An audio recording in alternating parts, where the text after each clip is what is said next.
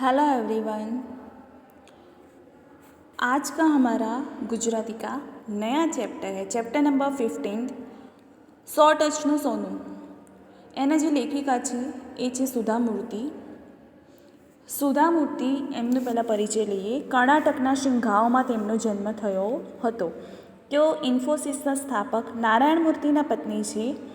તેઓ કન્નડ અને અંગ્રેજી ભાષાના લેખિકા હોવા ઉપરાંત ઇન્ફોસિસ ફાઉન્ડેશનના ચેરપર્સન પણ છે। તેમણે ઇલેક્ટ્રિકલ એન્જિનિયરની ડિગ્રી ગોલ્ડ મેડલ સાથે મેળવી છે। ડોલર વહુ, મનની વાત, સંભાળનાની સફર, મહાશ્વેતા, બોરસલ્લીની પાનખર જેવા તેમના સંસ્મરણાત્મક નિબંધોના પુસ્તકો છે।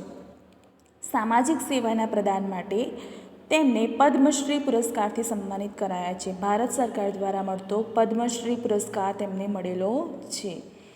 સેકન્ડ પેરેગ્રાફ, એક ગરીબ વિધવા કુંતમા ભણતરનું મહત્ત્વ સમજીને મહેનત મજૂરી કરીને પણ પોતાના દીકરા અય્યપ્પાને ભણાવે છે। જે દીકરો ભણતરથી આગળ વધી અનેક હોટલોના માલિક બને છે અને અંતે એ બધું પોતાના દીકરાને સોંપી કુંતમાના બોલ પર એટલે કુંતમાના કહેવા પર પોતાના વતન ગામ આવીને શાળાઓ બનાવે છે। અય્યપ્પા પોતાની માતાને એક દિવસ કહે છે કે માં, આખું જીવન દુઃખો સહન કર્યા તો હવે સોનાના જેટલા દાગીના ઘડાવવા હોય એટલા ઘડાવો, એટલે કે જેટલા દાગીના બનાવડાવવા હોય, પહેરવા હોય એટલા બનાવો।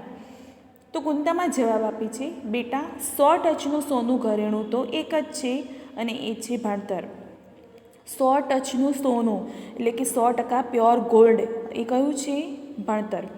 આમ આ વાર્તામાં ભણતરનું મહત્ત્વ રજૂ થયું છે। ભણતર, એજ્યુકેશન, શિક્ષણ જેને કહીએ આપણે।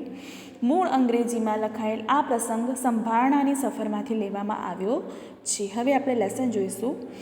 ભારતમાં અતિથિ દેવો ભવની ભાવના ખરા અર્થમાં જોવી હોય તો ગામડાઓમાં જવું પડે। અતિથિ એટલે કે મહેમાન, અતિથિ દેવો ભવ એટલે કે મહેમાન ભગવાન સમાન છે એ ભાવના, એ ફિલિંગ્સ સાચા અર્થમાં જોવી હોય તો ક્યાં જવું પડે? ગામડાઓમાં। જેમ ખોડું વધારે ગરીબ એમ એ ભાવના વધારે મજબૂત। ખોડું એટલે કે માટીની નાનકડી ઓરડી, નાનકડી રૂમ જેને કહીએ આપણે। જેમ માણસ વધારે ગરીબ હોય એટલું જ એની જે દિલ હોય, એનું જે ભાવના હોય, એની ફિલિંગ્સ હોય એટલે જ વધારે મોટી અને મજબૂત હોય। ભારોભાર એટલે કે ખૂબ જ પ્રેમ અને આદર સત્કાર મળે। વળી ખરો આનંદ તો એ વાતનો હોય કે સામે એ સાચુકલા માનવીઓની કંઈ અપેક્ષા ન હોય। સાચુકલા એટલે કે સાચા, અપેક્ષા એટલે કે કોઈ ઈચ્છા જ ના હોય, બદલામાં એમને કંઈ પણ લેવાની ઈચ્છા હોય નહીં। એકવાર હું કનારા જિલ્લાના એક નાનકડા રૂપકડા ગામે શાળાના સમારંભમાં હાજરી આપવા ગઈ હતી। સુધા મૂર્તિ પોતાનો અનુભવ કહે છે। સમારંભ એટલે કે એસેમ્બલીમાં, એક સભામાં। અરબી સમુદ્રને કાંઠે આવેલ ગામ, સાવ ઠંડુ, કાળ જાણે થંભી ગયો હોય, કાળ એટલે કે સમય જાણે થંભી ગયો હોય ત્યારે ભગવાને ફુરસદે એટલે કે શાંતિથી આ ગામ ઘડ્યું હોય, બનાવ્યું હોય એવું લીલુંછમ છેવાડાનું ગામ। છેવાડાનું એટલે કે છેલ્લું ગામ। એક પણ હોટેલ ન મળે। નાનકડી શાળાના જે મુખ્ય શિક્ષક હતા તે અપરિણિત હતા। મુખ્ય શિક્ષક એટલે કે પ્રિન્સિપલ સર અપરિણિત હતા એટલે કે અનમેરિડ હતા। તેઓ કોઈના ઘરે ભાડાના રૂમમાં રહેતા, તેથી તેમણે મને ધીમેથી કહ્યું, મેડમ, આ શાળાના ચેરમેન અને મુખ્ય દાતા એટલે કે દાનવીર, જે દાન આપ્યું છે આ શાળા માટે, સ્કૂલ માટે, એ ખૂબ જ ભલા સજ્જન છે। સજ્જન એટલે કે સારા માણસ છે। આપને તેમના ઘરે રહેવું ફાવશે। આજે વરસાદ ઘણો છે, નદીમાં તો ઘોડાપૂર ઉમટ્યા છે। ઘોડાપૂર એટલે કે ખૂબ જ પાણી આવી ગયું છે, એટલે આજની રાત તો આપે અહીં જ રોકાઈ જવું પડશે। તદ્દન અજાણ્યા કુટુંબ જોડે રાત રહેવું અડવું તો લાગે, ઓકવર્ડ તો લાગે, પણ બીજો કોઈ વિકલ્પ જ નહોતો, એટલે બીજો કોઈ ઓપ્શન જ નહોતો। એવામાં તો શાળાના ચેરમેન શ્રી અય્યપ્પા એક હાથમાં મોટી કાળી છત્રી તથા બીજા હાથમાં લુંગી સહેજ ઊંચી પકડીને આવી પહોંચ્યા। હું તેમની સાથે તેમના ઘરે પહોંચી। ઘર ઘણું જ વિશાળ હતું। વિશાળ એટલે કે ખૂબ જ મોટું હતું। તદ્દન સાદું છતાંય સગવડવાળું હતું। સાદું હતું પણ ખૂબ જ ફેસિલિટીવાળું હતું। કોઈ ઠાઠ ભપકો નહીં।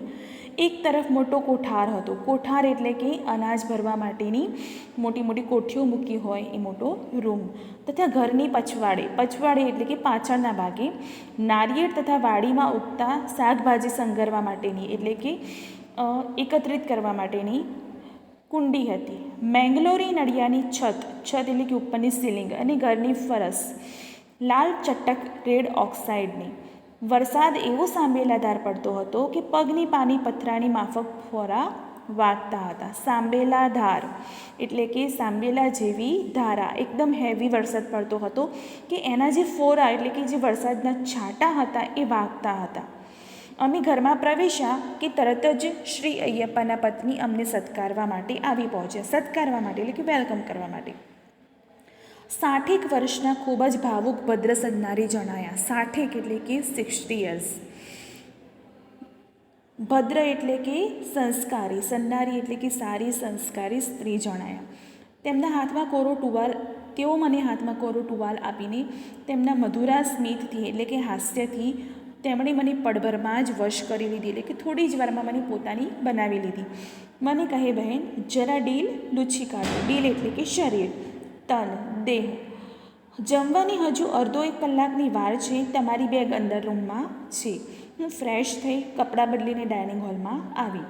વિશાળ રૂમમાં અમે જમનારા 4 જ હતા. શ્રી અય્યપ્પા, તેમના પત્ની, શ્રી અય્યપ્પાના વયોવૃદ્ધ બા કુંતમા, વયોવૃદ્ધ એટલે કે ખૂબ જ વૃદ્ધ બા કુંતમા, અને હું. જમીન પર કેળના પાન પાથરવામાં આવ્યા. અમે સામે ચટાઈઓ પર બેસી ગયા. રસોઈયો અમારા ભાણામાં એટલે કે અમારા થાળીમાં, પ્લેટમાં, એ કેળના પાનની પ્લેટમાં વારાફરતી વિવિધ વ્યંજનો પીરસતો હતો. વ્યંજનો એટલે કે ટેસ્ટી ભોજન, અલગ અલગ વાનગીઓ. વાનગીઓનું વૈવિધ્ય એટલે કે વિવિધતા એટલું બધું હતું કે મને મૂંઝારો થઈ ગયો કે શરૂ ક્યાંથી કરવું, એટલે વધારે આઇટમ્સ હતી. આ તો સાક્ષાત અન્નપૂર્ણાનો અવતાર. સાક્ષાત એટલે કે નજર સામે જ. અન્નપૂર્ણા એટલે કે અન્ન, ખાવાનું પૂરું પાડનારી જે માતાજી હોય છે, ભગવાન હોય છે, તેમનો જ અવતાર. મને મારા બા યાદ આવી ગયા, કારણ કે મને મારા બા પણ આ રીતે વધારે અલગ અલગ વાનગીઓ બનાવીને મને जमाड़ता था, ते मने याद आ गया।